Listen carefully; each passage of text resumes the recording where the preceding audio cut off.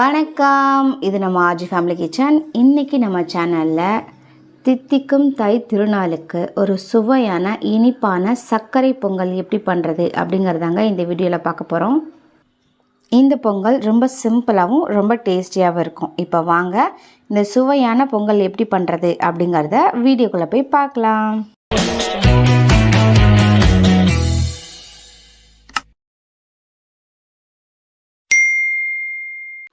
சர்க்கரை பொங்கல் பண்ணுறதுக்கு நான் ஒரு டம்ளர் அளவு பச்சரிசி எடுத்திருக்கேன்.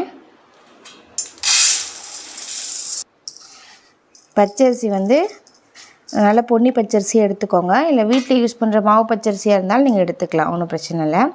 இப்போ இது கூட 1/4 டம்ளர் அளவு பாசிப்பருப்பு நான் ஆட் பண்ணிக்கிறேன். இப்போது நம்ம ஆட் பண்ண பச்சரிசியும் பாசிப்பருப்பு ரெண்டையுமே ஒரு 2-3 டைம் நல்லா வாஷ் பண்ணிவிட்டு அரிசி மூழ்கிற அளவு தண்ணி சேர்த்துக்க போகிறோம். அரிசி மூழ்கிற அளவு தண்ணி சேர்த்தாச்சு. இப்போ இது ஒரு 1/2 மணி நேரம் போல் நல்லா ஊற வச்சுக்கலாம். 1/2 மணி நேரம் இந்த அரிசி நல்லா ஊறிடுச்சு.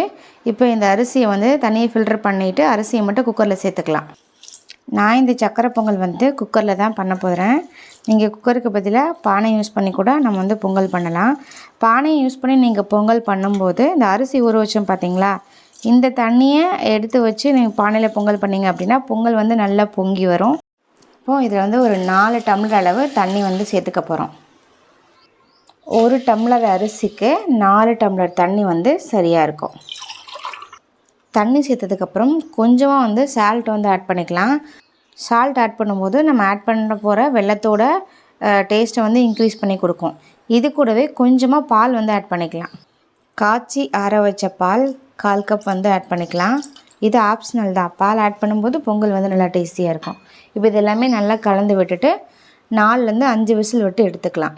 நம்ம எந்த கப்பில் அரிசி அளந்தோமோ அதே கப்பில் தான் வெல்லத்தையும் அளந்துக்கணும். வெல்லத்தை நல்லா உடைச்சி நான் 1/2 கப் அளவு எடுத்துக்கிறேன். எனக்கு ஸ்வீட் மீடியமாக இருந்தால் போதும், அதனால் 1/2 கப் எடுத்துக்கிறேன். உங்களுக்கு ஸ்வீட் அதிகமாக வேணும் அப்படின்னா 2 கப் வெல்லம் எடுத்துக்கோங்க. இப்போது வெல்லம் மூழ்கிற அளவு தண்ணி சேர்த்துக்கலாம். அதிகமாக தண்ணி சேர்க்க வேணாம். வெல்லம் மூழ்கிற அளவு தண்ணி சேர்த்துட்டு இதை வெல்லத்தை நல்லா கரைச்சிட்டு அதுக்கப்புறமா தான் நம்ம அரிசியில் சேர்த்துக்க போகிறோம். பாயில் பண்ணி வச்சுருந்தோம் பார்த்தீங்களா, அந்த பச்சை அரிசியில் சேர்த்துக்க போகிறோம். பாருங்கள், 4 விசில் விட்டு எடுத்தாச்சு. பாருங்கள், அரிசியும் பருப்பும் நல்லா வெந்திருக்கு. சாதம் நல்லா குலைவாக இருக்குது. பாருங்கள், இதை நல்லா மசிச்சு விட்டுக்கணும். ஏன்னா நம்ம வெள்ளைப்பாகு சேர்த்துட்டோம் அப்படின்னா அது மசிச்சு விட முடியாது. ஸோ எந்த அளவு உங்களால் மசிச்சு விட முடியுமோ கரண்டியிலேயே இந்த மாதிரி நல்லா மசிச்சு விட்டுக்கோங்க. பாருங்கள், சூப்பராக மசிச்சு விட்டாச்சு. நல்லா குலைவாக வர அளவு மசிச்சு விட்டீங்க அப்படின்னா தான் பொங்கல் சாப்பிட்றதுக்கு அவ்வளோ டேஸ்டியாக இருக்கும். இப்போது இதில் நம்ம ரெடி பண்ணி வச்சுருந்தோம் பார்த்திங்களா வெள்ளைப்பாகு, அதை சேர்த்துக்கலாம். பாருங்கள், வெல்லம் நல்லா கரைஞ்சிருச்சு. ஒரு கொதி வர ஸ்டேஜில் இதை அடுப்பு ஆஃப் பண்ணி நம்ம எடுத்து வச்சுக்கணும். பாருங்கள், நம்ம நல்லா மசிச்சு வச்சுருந்த இந்த சாதத்தில் நம்ம ரெடி பண்ணி வச்சுருந்த வெள்ளைப்பாகை ஆட் பண்ணிக்கலாம். இதை ஃபில்ட்ரு பண்ணி அதுக்கப்புறமா ஆட் பண்ணிக்கணும். ஏன்னா வெள்ளத்தில் மண் தூசி ஏதாவது இருக்கும். ஸோ அதுக்காக தான் ஃபில்ட்ரு பண்ணுறோம். ஆட் பண்ண பார்த்தீங்களா அந்த வெல்லம் தண்ணி, அதையும் இந்த சாதமும் நல்லா ஒன்றோட ஒன்று கலந்து வர மாதிரி கலந்து விட்டுக்கோங்க. கட்டிகள் எதுவுமே இல்லாமல் நல்லா கலந்து விட்டுக்கணும். பாருங்கள், ரெண்டையுமே நல்லா மிக்ஸ் பண்ணியாச்சு. பொங்கல் நல்லா சாஃப்டாக வந்திருக்கு. பாருங்கள், உங்களுக்கு பார்த்தாலே தெரியும். இப்போ இதில் 1 ஸ்பூன் அளவு நெய் ஆட் பண்ணிக்கலாம். நெய் சேர்த்துட்டு கலந்து விட்டுட்டு அடுப்பு ஆன் பண்ணி அடுப்பை லோ ஃப்ளேமில் வச்சுட்டு ஒரு 5 நிமிஷம் இதை நல்லா குக் பண்ணிக்கணும். அடுப்பை 5 நிமிஷம் லோ ஃப்ளேமில் வச்சு நல்லா கிளறி விட்டுட்டு அப்படியே அடுப்பை ஆஃப் பண்ணிக்கணும். ஃபைனலாக இதில் நம்ம நெய்யில் வறுத்து வச்சுருந்தா முந்திரி ஆட் பண்ணிக்கலாம்.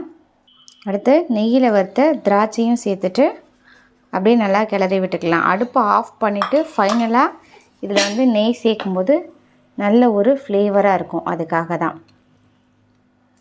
பாருங்கள், இதோட டெக்ஸ்சர் நல்லா இந்த மாதிரி இருக்கும். இதே மாதிரியான ஒரு பொங்கலை நீங்கள் வீட்டில் ட்ரை பண்ணி பார்த்துட்டு டேஸ்ட் எப்படி இருந்துச்சு அப்படிங்கிறத மறக்காமல் கமெண்ட் செக்ஷனில் சொல்லுங்கள். இது போன்ற வீடியோக்களை தொடர்ந்து பார்ப்பதற்கு நம்ம ஆஜி ஃபேமிலி கிச்சனை லைக் பண்ணுங்கள், ஷேர் பண்ணுங்கள், கமெண்ட் பண்ணுங்கள், மறக்காமல் சப்ஸ்கிரைப் பண்ணிக்கோங்க. அனைவருக்கும் இனிய தை திருநாள் நல்வாழ்த்துக்கள்.